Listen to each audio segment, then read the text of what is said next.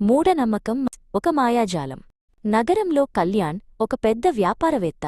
అతని దగ్గర అంతస్తుల మేడలు, ఖరీదైన కార్లు అన్నీ ఉన్నాయి. కాని అతని చిన్న కొడుకు అద్వైత్ ఎప్పుడూ అనారోగ్యంతో బాధపడుతుండేవాడు.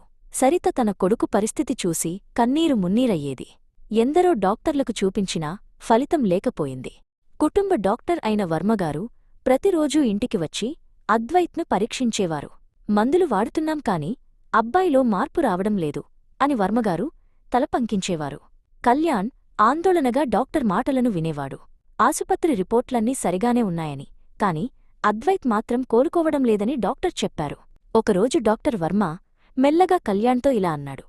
బహుశా ఇది వైద్యానికి అందని సమస్య ఏమో.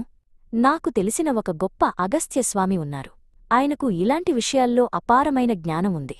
సరిత కూడా ఆ మాటలు విని ఏదో ఒక దారి దొరుకుతుందని ఆశపడింది. మరుసటి రోజు అగస్త్యస్వామి ఇంటికి వచ్చాడు. కాషాయ వస్త్రాలు, నుదుటిపై పెద్ద తిలకం, మెడలో రుద్రాక్షమాలలతో ఆయన చూడటానికి చాలా భయంకరంగా ఉన్నాడు.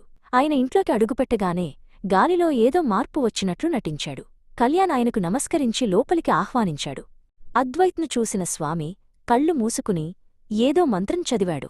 మీ పాత ఊరి ఇంట్లో ఎవరో క్షుద్రపూజలు చేశారు. మీ కుటుంబం మీద దిష్టిపడింది. అందుకే ఈ అబ్బాయి ఇలా ఉన్నాడు అని సరితను భయపెట్టాడు. ఆ మాటలు విన్న సరిత వణికిపోయింది. అందరూ కలిసి తమ సొంత ఊరికి వెళ్లారు. అక్కడ పాత ఇంటి పెరట్లో స్వామి అటూ ఇటూ తిరుగుతూ ఒకచోట ఆగారు. ఇక్కడే ఏదో పాతిపెట్టి ఉంది అని అరిచారు. అద్వైత్ దూరం నుంచి ఆశ్చర్యంగా చూస్తుండగా స్వామి నేలను తవ్వడం మొదలుపెట్టాడు. కొంచెంసేపు తవ్వాక స్వామి మట్టిలోనుంచి ఒక నల్లటి గుడ్డను తీశాడు. అది విప్పి చూడగా అందులో కొన్ని ఎముకలు, నిమ్మకాయలు, వింత బొమ్మలు ఉన్నాయి. చూశారా, ఇదే మీ కొడుకు అనారోగ్యానికి కారణం అని కళ్యాణ్కు చూపించాడు. కళ్యాణ్ అది చూసి దిగ్భ్రాంతి చెందాడు. ఈ దోషం పోవాలంటే పెద్ద హోమం చేయాలి. దానికి చాలా ఖర్చవుతుంది అని స్వామి అన్నాడు. సరిత ఏమాత్రం ఆలోచించకుండా తన కొడుకు బాగుపడితే చాలని పెద్ద మొత్తంలో డబ్బును స్వామికిచ్చింది. స్వామి ఆ డబ్బు తీసుకుని 1 ఏడాదిలో అద్వైత్ పూర్తిగా కోలుకుంటాడని మాట ఇచ్చాడు. కొన్ని నెలలు గడిచినా అద్వైత్ పరిస్థితిలో మార్పులేదు. ఒకరోజు కళ్యాణ్ పనిమీద నగరంలోని ఒక మూలగా ఉన్న కెఫేకి వెళ్లాడు. అక్కడొక మూలన అగస్త్యస్వామి, డాక్టర్ వర్మ కూర్చుని నవ్వుకుంటూ డబ్బులు పంచుకోవడం చూశాడు. అదంతా ఒక పెద్ద నాటకమని అతనికప్పుడు అర్థమైంది. కళ్యాణ్ వెంటనే పోలీసులకు ఫిర్యాదు చేశాడు. స్వామి, డాక్టర్ ఇద్దరూ పట్టుబడ్డారు.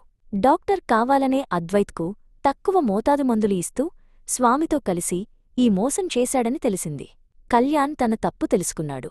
ఇప్పుడు అద్వైత్ నిజమైన వైద్యంతో కోలుకుంటున్నాడు. మూఢనమ్మకాలు మనల్ని చీకట్లోకి నెడతాయని ఆ కుటుంబం గ్రహించింది.